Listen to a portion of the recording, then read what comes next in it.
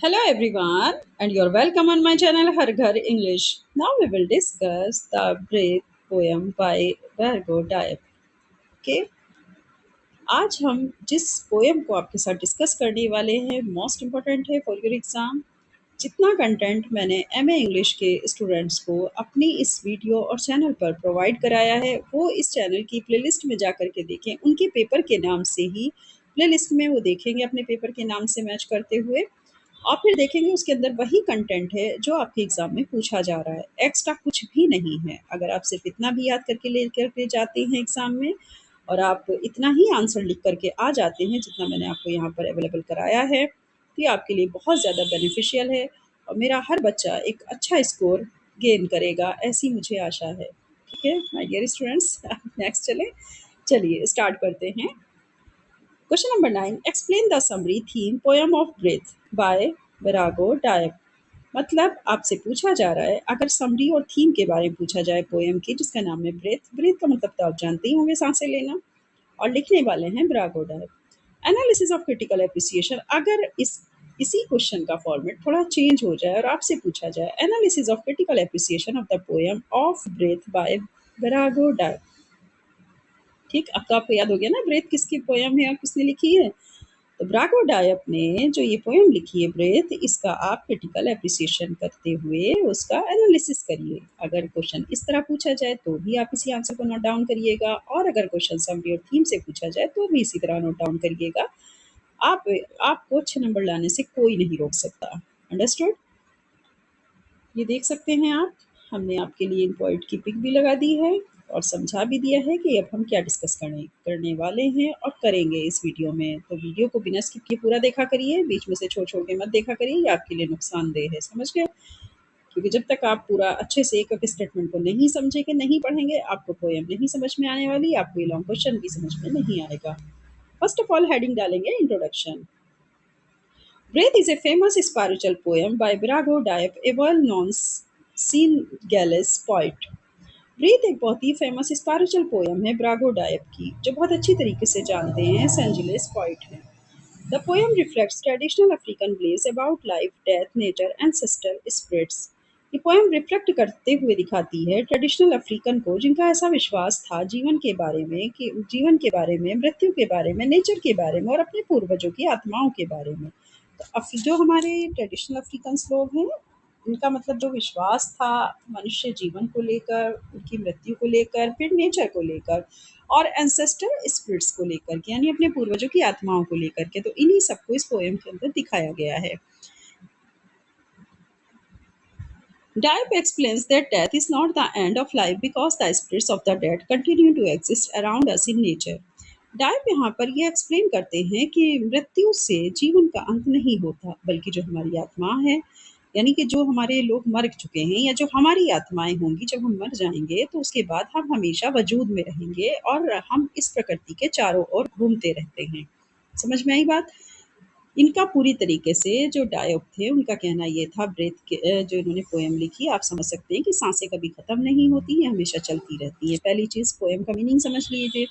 दूसरी चीज़ ये था कि ब्रागो डायप का कहना ये था कि मृत्यु के बाद इंसान का जीवन ख़त्म नहीं होता, बल्कि जो उसकी आत्मा है वो हमेशा हमारे चारों ओर रहती है, उसका वजूद हमारे चारों ओर रहता है, प्रकृति में वो हमेशा चारों ओर घूमती रहती हैं।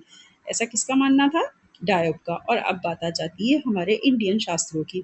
इंडियन शास्त्र कहते भी कि आत्मा कभी नहीं मरती, बस इसी पॉइंट को उठाया है डायप ने। आप ऐसे भी समझ सकते हैं कि शास्त्र क्या कहते हैं कि आत्मा कभी नहीं मरती है, शरीर मरता है, आत्माएं हमेशा जिंदा रहती हैं। अगर आपने इस पॉइंट को पकड़ लिया तो अब आप बहुत अच्छे से इस पोएम का आंसर लिख सकते हैं। फुल समरी, full story या summary. Okay, in the poem the poet advises people to listen carefully to nature because the spirits of ancestors are present everywhere. Poem में बताया गया है, पोइट एडवाइस करता है लोगों को कि बहुत ध्यान से सुनो, बहुत ध्यान से सुनो। किसको सुनो? नेचर की आवाज़ को, क्योंकि जो आत्माएं हैं हमारे पूर्वजों की वो हमेशा हमारे चारों ओर प्रेजेंट है। तो हमारे पूर्वजों की जो आत्माएं हैं वो कहाँ पर है? वो एवरीवेयर प्रेजेंट है, हर जगह प्रेजेंट है जहाँ जहाँ हम जा रहे हैं। आप प्रकृति को एक बार ध्यान से तो सुनिए। According to African tradition the dead are not truly dead. African tradition के अकॉर्डिंग मृत्यु वास्तव में मृत्यु है ही नहीं। They continue to live in trees, forests, rivers, wind, fire, mountains and even in human breath. उनका मानना है कि जीवन तो लगातार चल रहा है, कभी पेड़ों पर, कभी जंगलों में, कभी नदियों में, कभी हवाओं में, कभी आग में, तो कभी पर्वतों पर और यहाँ तक कि मनुष्य की सांसों में भी।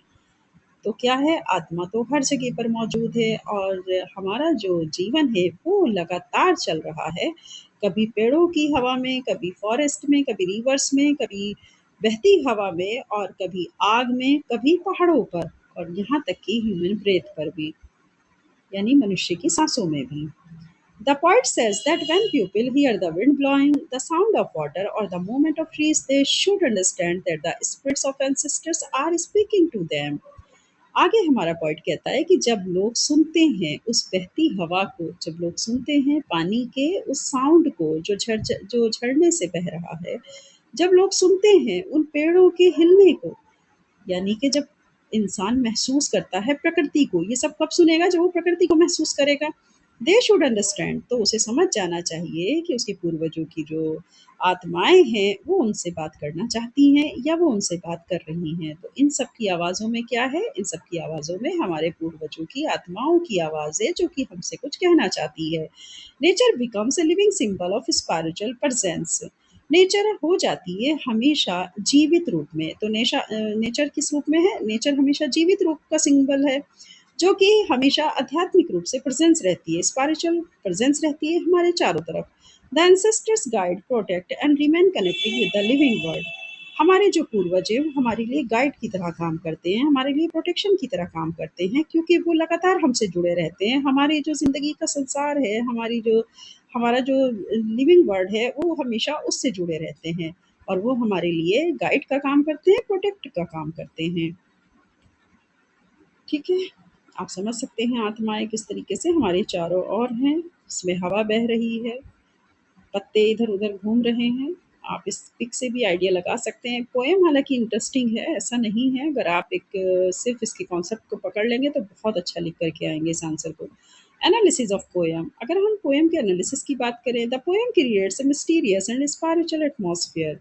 ये पोएम क्रिएट कर देती है एक रहस्यात्मक और स्पिरिचुअल एटमॉस्फेयर को। It teaches people to respect nature and remember their ancestors because life and death are closely connected. ये सिखाती है लोगों को किस तरह सम्मानजनक रूप से अपनी प्रकृति से जुड़े रहना चाहिए, क्योंकि उनके जो पूर्वज हैं वो उन्हें याद करते हैं, क्योंकि उनकी ज़िंदगी और उनकी मौत उनसे बहुत करीब से जुड़ी हुई है। तो अपने एंसेस्टर की अगर आवाज़ किसी को सुननी है आफ्टर द डेथ, तो जाहिर सी बात है उसे नेचर से हमेशा जुड़े रहना होगा ताकि वो उनकी आवाज़ों को सुन सके, क्योंकि वो उससे क्लोजली कनेक्ट हैं। अब आगे हम मेन थीम की बात कर लेते हैं कि मेन थीम्स क्या हैं, यानी मुख्य थीम। फर्स्ट हेडिंग आपकी पड़ेगी प्रेजेंस ऑफ एंसेस्टर्स। तो हमें प्रकृति क्या सिखा रही है या ये पोएम हमें किस बात को हाईलाइट कर रही है। तो फर्स्ट ऑफ ऑल तो यही है कि हमारे पूर्वज यहाँ पर उपस्थित हैं। The poem highlights the African beliefs that ancestors continue to live spiritually after death. Poem highlight करती है अफ्रीकनों का एक ऐसा विश्वास जिसमें पूर्वज लगातार बने हुए हैं, ज़िंदगी के साथ हमारी जुड़े हुए हैं, क्योंकि मृत्यु के बाद भी वो स्पिरिचुअली हमसे जुड़े हैं। तो पोयम इसी बात को तो यहाँ पे हाईलाइट कर रही है फर्स्ट ऑफ ऑल कि अफ्रीकन्स का जो ऐसा विश्वास है कि जो हमारे पूर्वज हैं वो लगातार हमसे जुड़े हैं, हमारे लाइव वर्ड से जुड़े हैं, मृत्यु के बाद भी वो आध्यात्मिक रूप से हमसे जुड़े हुए हैं। ठीक है? नंबर 2 हेडिंग हो जाएगी unity of nature and humanity. Nature और ह्यूमैनिटी की यूनिटी को देखना है। नेचर और human life are deeply connected. Nature और ह्यूमन लाइफ आपस में एक-दूसरे से डीपली कनेक्ट हैं। भई हम तो हैं ही देखिए नेचर से बहुत ज़्यादा डीपली कनेक्टेड, ज़ाहिर-सी बात है। नेचर ना हो तो मनुष्य के जीवन का आप अंदाज़ा भी नहीं लगा सकते। Spirits exist in every part of nature, और जो आत्माएँ हैं वो अस्तित्व रखती हैं। ठीक है? असली चीज़ ये है कि हम आत्माओं को ये नहीं कह सकते बस वो आसमान में चली गई हैं, उनका हमसे कोई रिलेशनशिप नहीं रहा, ऐसा नहीं है। आत्माएँ एक वजूद रखती हैं या आत्माएँ एग्ज़िस्टेंस रखती हैं इन every part of nature, nature के हर पार्ट में। नंबर 3, लाइफ आफ्टर डेथ, जीवन क्या है मृत्यु के बाद? Death is presented not as an ending but as a continuation of spiritual existence. Death present करती है, केवल अंत को नहीं प्रेजेंट करती, बल्कि वो लगातार स्पिरिचुअल एग्जिस्टेंस को जो चल रहा है हमारे जीवन के चारों तरफ, जो आध्यात्मिक रूप से हमारा अस्तित्व है उसको प्रेजेंट करती है। आध्यात्मिक रूप से हम आत्माओं से जुड़े हैं, आध्यात्मिक रूप से हम भगवान से जुड़े हैं, आध्यात्मिक रूप से हम अपने एंसेस्टर्स की जो स्पिरिट्स हैं उनके साथ भी जुड़े हुए हैं। तो डेथ इस बात को प्रेजेंट नहीं करती कि बस अब जीवन का अंत हो गया, बल्कि वो एक लगातार चलने वाले प्रोसेस को प्रेजेंट करती है जिसमें स्पिरिचुअल एग्जिस्टेंस है। Number 4, African spiritual beliefs. African लोगों का क्या स्पिरिचुअल बिलीफ था? The poem celebrates traditional African culture, spirituality and respect for elders and ancestors. देखिए, पोएम सेलिब्रेट करते हुए दिखाई देती है कि जो हमारा ट्रेडिशनल अफ्रीकन कल्चर है उसमें जो स्पिरिचुअलिटी है वो ये सिखा रही है कि हमें हमेशा अपने बड़ों का और अपने पूर्वजों का सम्मान करना चाहिए, क्योंकि ये लोग मरने के बाद भी हमसे जुड़े रहते हैं और हमारे लिए अच्छे अच्छे प्रे करते हैं। ठीक है, यानी मरने के बाद भी जो हमारे माता पिता हैं या दादा दादी हैं, आप इस तरह से भी समझ सकते हैं, तो वो हमेशा हमसे जुड़े रहते हैं, वो कभी हम लोगों का बुरा नहीं चाहते, वो हमेशा हमारे लिए गॉड से अच्छी अच्छी प्रे करते रहते हैं। और कहीं न कहीं जो हमारे एंसेस्टर्स हैं, वो स्पीक भी करते हैं नेचर के थ्रू। लास्ट अगर को हम हेडिंग की बात करें तो कंक्लूज़न है, लेकिन उसके पहले आप चैनल को लाइक, सब्सक्राइब, शेयर कर दीजिए, जो कि अभी तक किसी ने भी नहीं किया है। जल्दी से आप चैनल को शेयर करिए ज़्यादा से ज़्यादा, ताकि हमारे ज़्यादा से ज़्यादा स्टूडेंट्स हमारे चैनल के थ्रू अपने लॉन्ग आंसर टाइप क्वेश्चन की तैयारी करें, एक अच्छा स्कोर गेन करें। ओके? और साथ ही हमें कमेंट्स बॉक्स में ज़रूर लिख कर के बताइए कि आपको हमारी वीडियो कैसी लग रही है, क्या ये आपके लिए हेल्पफुल है और आप किस टॉपिक पर चाहते हैं कि हम वीडियो बनाएं। पॉसिबल हुआ तो हम ज़रूर बनाएंगे। चलिए कंक्लूजन देख लेते हैं। Breath is a deeply spiritual and philosophical poem. Breath एक बहुत ही डीपली स्पिरिचुअल और फिलोसफिकल पोएम है। Brago Dive beautifully presents the idea that the dead are always present around us through nature and human life. Birago Diop beautifully तरीके से present करते हैं अपने इस विचार को कि किस तरीके से मरे हुए लोग भी हमेशा हमारे प्रेजेंट में रहते हैं, हमारे चारों ओर रहते हैं, चाहे नेचर के थ्रू रहें, चाहे ह्यूमन लाइफ के थ्रू रहें, यानी वो कहीं ना कहीं हमसे जुड़े रहते हैं।